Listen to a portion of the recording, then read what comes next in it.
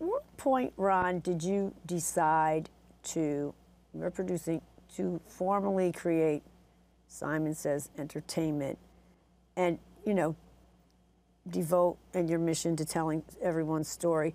And you, what I love about you is that, I don't know if you consider yourself this, of course you're a doctor now, but you really are, education was really important to your family.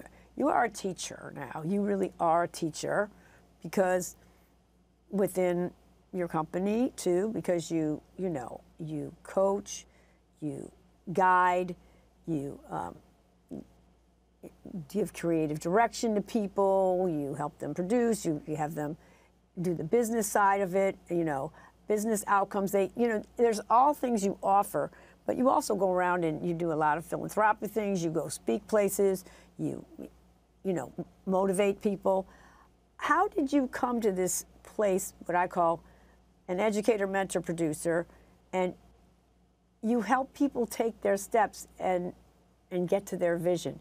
Is that as exciting for you as when you take your own piece that you decide and do it? Is it like when you watch other people take flight? How's the experience for you? In some ways, it's actually more exciting because I live in my body, so I know I have all of my history, and it is exciting. And I know if I put my mind to do something, you know, I can.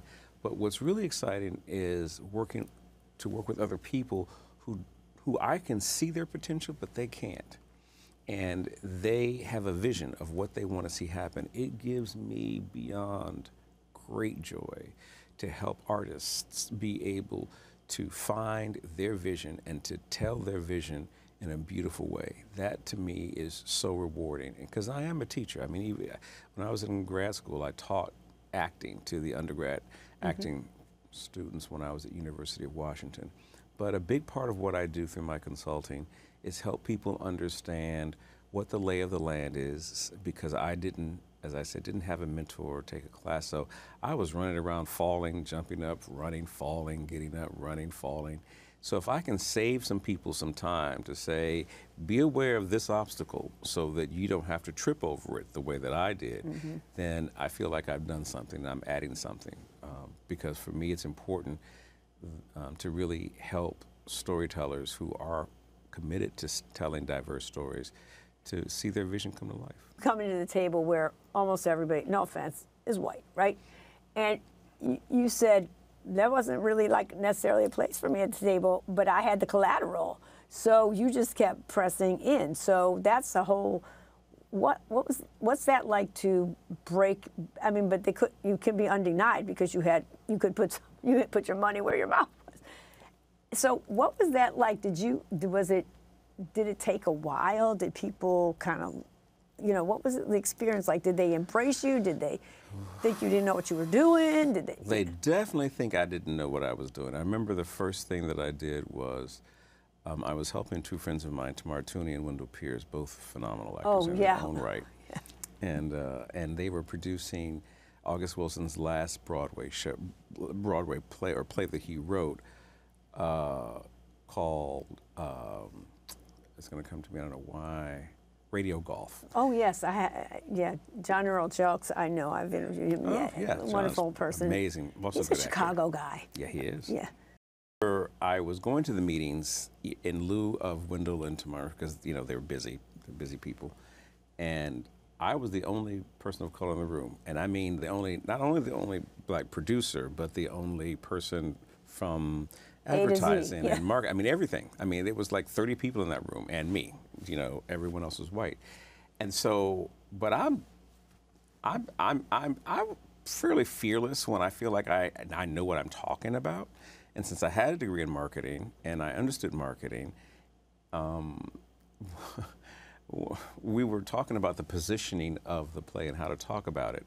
And the prevailing thought was we were going to refer to it as a new American play. And I thought that was just such a loss, because every new play is a new play by definition. So that didn't tell me or anything else much about the story. Right, exactly. Here we are, we have, you know, one of the great minds, you know, in American theater, August Wilson, and his last play, there was never going to be another. And he had others in his Yeah, well, Yeah, he was doing one for absolutely. every decade, you know. Every decade. What a tragedy that was. He was amazing. One day off camera, I'll tell you about how I met him, and our conversation as I drove him home. But another day, another time. But so I put forth, hey, you know, maybe we should use, you know, the fact that this is a story that comes from a storyteller who is no longer with us, and it will be the last story that will be on Broadway that he has ever written. And the last one. I mean, like it being produced the first time. Yeah. Right, for the first time. And you could sense that there was this sort of gelling in the room because, you know, who was I? Everyone looked at me like, who is that? And no one wanted to say anything. And then the lead producer said, well, what's your name again? Ron. Okay. Well, Ron, you know, that horse has left the station. You know, we've already decided what we're going to do and so forth and so on. I said, no problem. Just offering my idea. So people didn't know who the hell I was, and they were suspicious, as if I was anyone. It isn't because I was black. I was just brand new and no one knew. They weren't ready to listen, new kid on the block. And I was young looking, and I was black, and I'm sure they were like, who's this crowd over here? But you know what? I'm used to be the only black person in the room. I've my whole career in technology, most schools I've gone to, when I went to junior high school at St. Ladislaus and Hamtramck of Detroit, there were only 2 black kids in the school, me and a girl named Cynthia Cowan. So I was used to being the token, if you will. So I don't have a problem with that. I just roll with the flow. I don't let anything stop me. Not that, No, not certainly. if you have a vision and you have something you want to do. Okay, I know we got about 3 minutes.